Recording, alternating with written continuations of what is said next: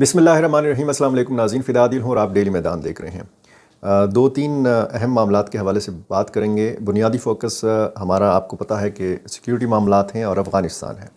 अफ़गानिस्तान के जो supreme leader हैं यानी अफ़गानिस्तान इमारात इस्लामी अफ़गानिस्तान के सरबराह शेख हिबतुल्लाह अख़ुंज़ादा और अफ़गान सुप्रीम कोर्ट के चीफ़ जस्टिस अब्दुल हकीम हक्कानी, इनके ख़िलाफ़ एक दरख्वास्त जमा कराई गई है इंटरनेशनल क्रिमिनल कोर्ट में, और उस दरख्वास्त में ये मुतालबा किया गया है आलमी फ़ौजदारी अदालत से कि इन दोनों रहनुमाओं के वारंट गिरफ़्तारी जारी किए जाएँ। ये जो इंटरनेशनल क्रिमिनल कोर्ट है, इसका सारा इन्हिसार जो है अपने 125 रुकन ममालिक के ऊपर है। इनकी अपनी कोई फ़ोर्स नहीं है।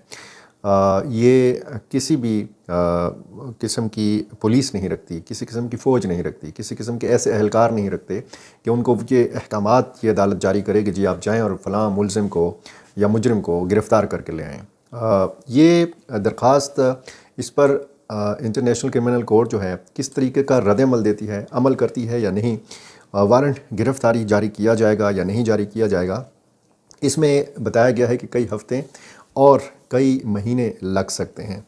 ये नीदरलैंड में ये अदालत कायम है, और जिस प्रोसिक्यूटर ने करीम ख़ान ने ये दरख्वास्त दी है आलमी अदालत को, उसके हवाले से ये बताया गया है कि वो इंग्लैंड में पैदा हुए 1970 में, एक पाकिस्तानी फ़ैमिली में पैदा हुए। जो मकसद इस दरख्वास्त का है वो तो बज़ाहिर यही लगता है कि एक बार फिर दुनिया को बताना है कि जी तालिबान की हुकूमत लड़कियों की तालीम के हवाले से या ख़वातीन के हकूक़ के हवाले से क्या कर रही है, वो जो जिसको कहते हैं कि मसाइल को उजागर करना। दूसरा मकसद इस दरख्वास्त का ये हो सकता है कि करीम ख़ान ने सस्ती शोहरत हासिल की है। आज इंटरनेशनल मीडिया में इसी ख़बर को जो है वो तवज्जो दी जाती रही करीम ख़ान की तस्वीर के साथ, तो ये बुनियादी एक मकसद जो है वो करीम ख़ान का पूरा हुआ।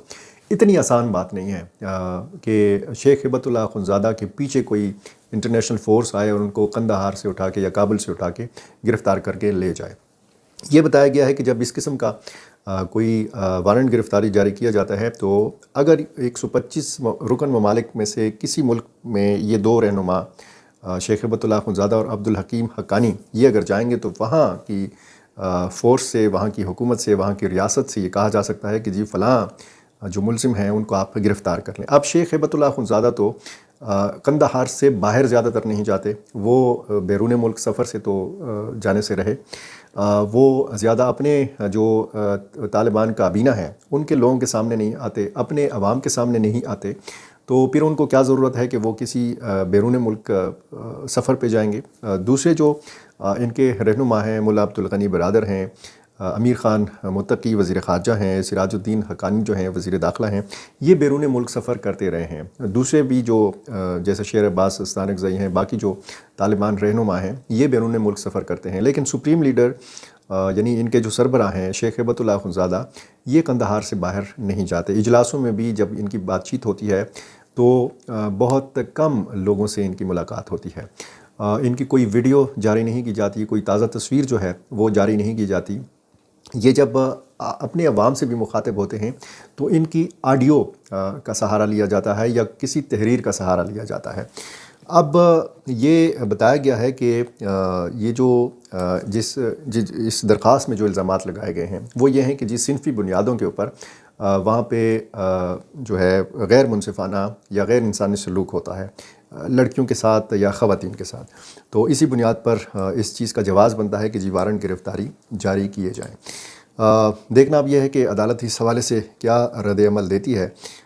लेकिन तालिबान की हुकूमत ने इस पे कोई रद्द-ए-अमल नहीं दिया जब ये वीडियो रिकॉर्ड हो रही है, और ज़ाहिर है कि जिस तरीके से तालिबान हुकूमत के ख़िलाफ़ रिपोर्ट्स शाये की जाती हैं, बयानात जारी किए जाते हैं, और उस पर फिर ज़बीउल्लाह मुजाहिद या कोई दूसरा अफ़गान तालिबान का जो रहनुमा है वो फिर रद्द-ए-अमल देता है, तरदीद करता है, तो ये इम्कान है कि इस चीज़ का भी सख्त रद्द-ए-अमल आएगा। और हमेशा हमने ऐसे बयानात और ऐसी रिपोर्ट्स को देखा है कि तालिबान ने उनकी इतनी ज़्यादा परवाह नहीं की।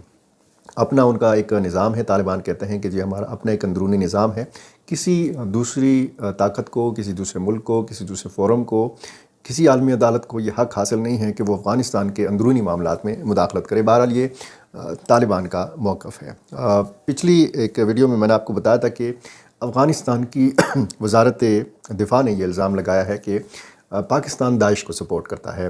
داعش کے جو ٹھکانے ہیں یا جو تربیتی مراکز ہیں یہ خیبر پختونخوا اور بلوچستان میں قائم ہے۔ اس سے پہلے بھی اسی قسم کا الزام لگایا گیا تھا، لیکن اس کا ایک نیا پہلو یہ تھا کہ یہ بتایا گیا تھا کہ پاکستان کا جو کراچی اور اسلام آباد انٹرنیشنل ایئرپورٹس ہیں یہ اس مقصد کے لیے استعمال ہو رہے ہیں کہ یورپی ممالک میں اور کچھ خلیجی ممالک میں داعش کے لیے بھرتیاں کی گئی ہیں اور نئی بھرتی ہونے والوں کو اتارا جاتا ہے کراچی ایئرپورٹ کے اوپر اور اسلام آباد ایئرپورٹ کے اوپر، اور ان کو پھر افغانستان بھیجا جاتا ہے تاکہ وہ پھر وہاں پہ حملے کریں۔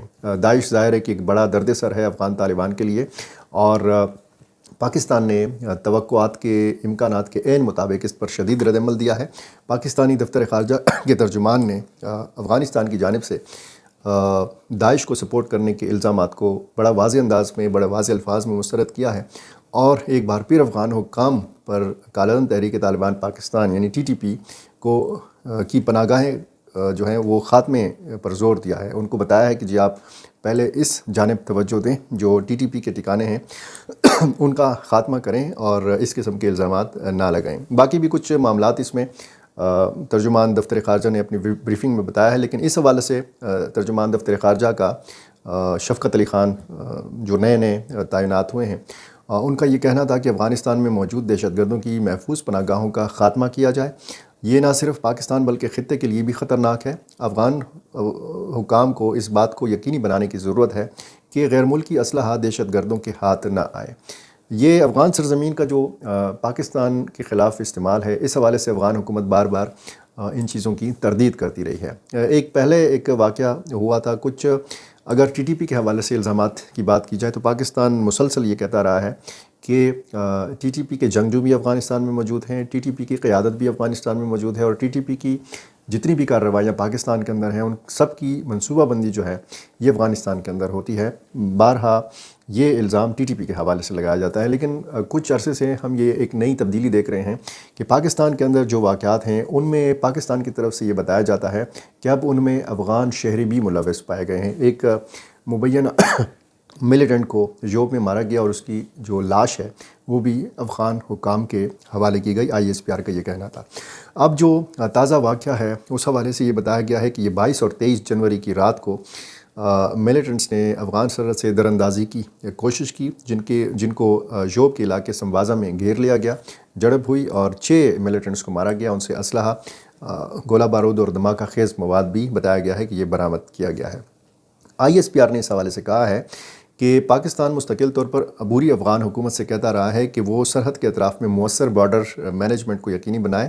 توقع ہے کہ عبوری افغان حکومت اپنی ذمہ داریاں پوری کرے گی اور خوارج کی جانب سے پاکستان کے خلاف دہشت گردی کی کارروائیوں کو جاری رکھنے کے لیے افغان سرزمین کے استعمال سے روکے گی۔ یہ ISPR کا بیان میں نے آپ کو پڑھ کے سنایا ہے، اور اس بیان میں مزید کہا گیا ہے کہ پاکستان کی سیکورٹی فورسز اپنی سرحدوں کو محفوظ بنانے اور ملک سے دہشت گردی کی لعنت کو ختم کرنے کے لیے پرعزم ہے۔ تو جناب یہ معاملات ہیں، اور ایک واقعہ جو افغانستان کے شمالی صوبے تخار میں ہوا، ایک چینی جو معدنیات کے شعبے سے وابستہ ایک تاجر تھا اس کو قتل کیا گیا۔ اس حوالے سے افغان حکام نے ایک تو اس چینی باشندے کے ترجمان اور اس کے ڈرائیور کو تحویل میں لیا، ان سے تفتیش کی۔ کیا اس تفتیش میں یا تحقیق میں انکشافات ہیں یا کچھ مزید حقائق ہیں یہ نہیں بتایا گیا۔ البتہ چین کی وزارت خارجہ نے اس حوالے سے سخت رد عمل دیا ہے اور یہ کہا ہے کہ افغان حکومت جو ہے یہ چینی شہری کے قتل کی تحقیقات کرے اور جو قصوروار لوگ ہیں ان کی شناخت بتائے اور ان کو کیفر کردار تک پہنچائے، ان کو سزا دے۔ اور یہ کہا ہے چینی وزارت خارجہ نے کہ اس واقعے کے بعد چین اس حملے سے صدمے میں ہے اور اس کی شدید مذمت کرتا ہے۔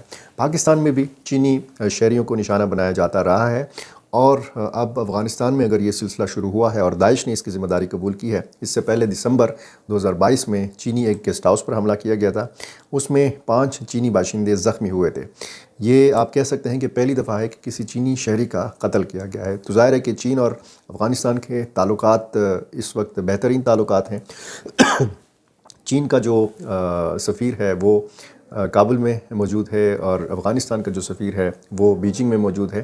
تو اس ساری صورتحال کے حوالے سے اگر آپ دیکھیں تو کچھ طاقتیں ایسی ہیں کہ جو افغانستان اور چین کے تعلقات کو خراب کرنا چاہتی ہیں، اور اسی حوالے سے پھر ظاہر ہے کہ چین کا جو رد عمل ہے وہ انتہائی اہمیت کا حامل ہے، اور اس حوالے سے اب دیکھنا یہ ہے کہ افغان حکومت کا کیا رد عمل سامنے آتا ہے، اور اس واقعے کی تحقیق کے حوالے سے کیا رد عمل جو ہے وہ سامنے آتا ہے۔ ڈیلی میدان کا یہ یوٹیوب چینل آپ نے سبسکرائب نہیں کیا، ہمارا فیس بک پیج اگر آپ نے فالو نہیں کیا تو یہ کر لیجئے، اور مجھے اپنی رائے سے ضرور نوازا کیجئے۔